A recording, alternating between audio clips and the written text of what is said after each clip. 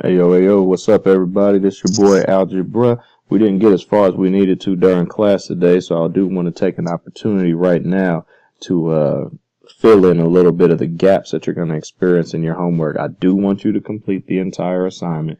It is still page 326, numbers 5 all the way through 40, multiples of 5. But I definitely need to teach you about this thing called synthetic division before you get started on that. So synthetic division is basically taking the same processes that we did during long division the past 2 days and making a shortcut out of it. I don't need you to spend an entire 3/4 of a page on one problem anymore. We can simplify that process down into about 4 lines.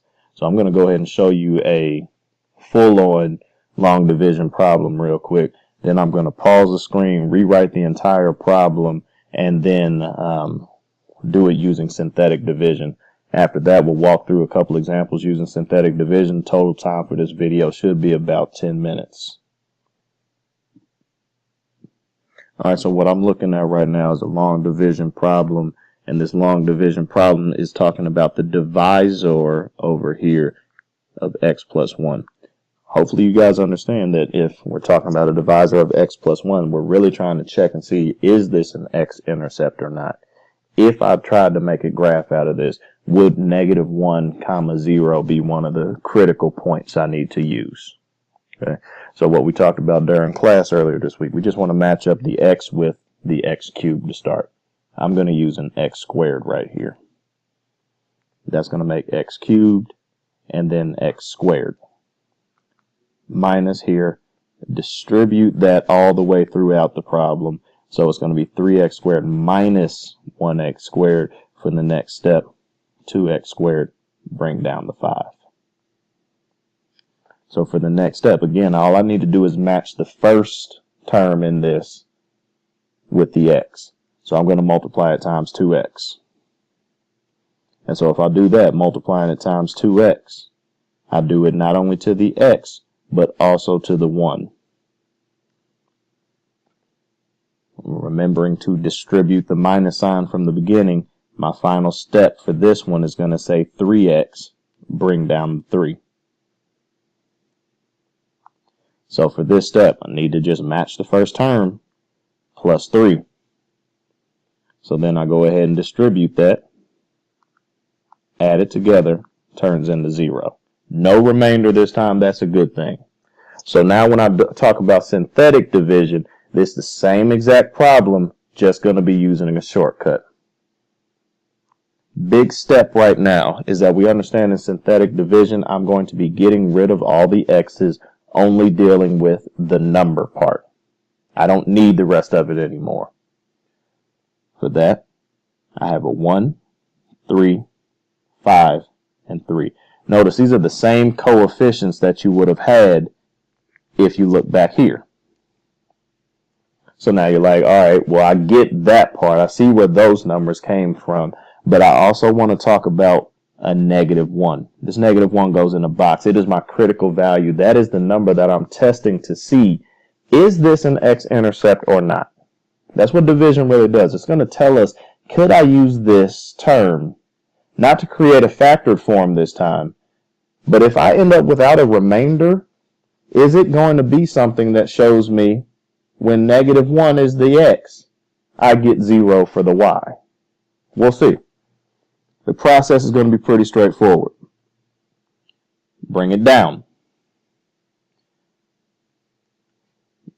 Every time that we come this direction, this is always going to be addition.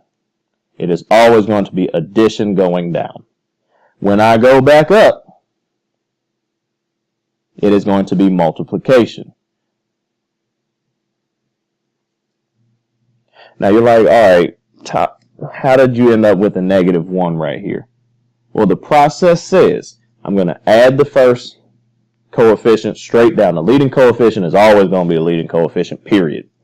But when I want to go up to the next level, I'm trying to figure out what number should I multiply my critical value by so it turns it into a smaller number. I'm trying to figure out In the end of the problem, does this value give me 0? 2. Because we're adding down again. Remember this process. We're saying we're adding it down. Multiply to get it up. 2 times -1 is -2. Add it down. Multiply to send it up. Add it down. This says that I have no remainder, but look what's left over. It says 1, 2, and 3. Just like the coefficients in my problem to the left. There was a 1x squared, a 2x, and a 3. Coincidence? I don't think so. Synthetic division is a process that is going to be a shortcut for the things that we did 10 minutes per problem the past 2 days. If I'm talking about synthetic division is a shortcut for long division, it starts to make sense. Long division takes a long time. Synthetic division is kind of going to speed up the process. So what we're really doing right now is doing the same exact work, but why do I have a -1? The -1 that's in the box, the critical value, the one I put a star next to a second ago, is the x-intercept that you would have gotten from x plus 1. My remainder, where I say 0, well, if I plugged in -1 to this original equation, that's the y value that goes with the x is -1. So these things are all working together for a greater purpose, which is just to describe the function as a picture. And now we can do these things algebraically. I'm going to take a really complicated looking problem that if I had asked you to do long division, it would have taken you about 20 minutes. And we're going to be able to use synthetic division to speed that thing all the way up. All right, so looking at this problem right now, I just popped it up on the screen while I paused it for a second. I'm going to show you how to do synthetic division, but I want to list out the steps for you too at the same time. Step number 1 in synthetic division is identify the critical value. And for me, the critical value for this problem is always going to come from the divisor. It's coming from this piece right here. My critical value this time is a -2. It is the question of, is this an x-intercept or not? Second step is to use the coefficients, but ignore the x's. And what do I mean by that? I mean that I want to take each one of the coefficients from this problem. I want to take the 1 from here, the 14 from that one, the 45, the 52, and then the 20, and put them in a row all together. Make sure that we understand if you had a staircase, you wouldn't skip from level 3 to level 1. If there's something missing, if there's one of those levels that's missing, you need to create that extra step. Just like we did in long division. I'll do that on the next example. Step 3. The leading coefficient always goes down. The leading coefficient is always the most important. We always want to make sure that we have identified that and brought it with us.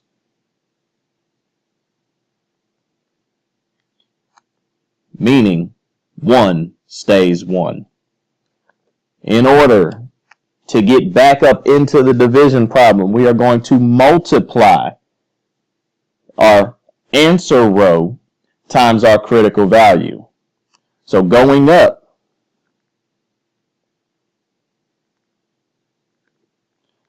multiply the critical value times your answer row. So the process right now is going to look like this. -2 times +1. Boom. Always, always, always add down. Even if it involves a negative number, we want to use an addition problem. From 14 plus -2, I should end up with 12. Step 6, which is usually not a process that's going to take this long. It's not something that I like to do, giving you 6 separate steps. What you need to understand is you're just going to continue to repeat this.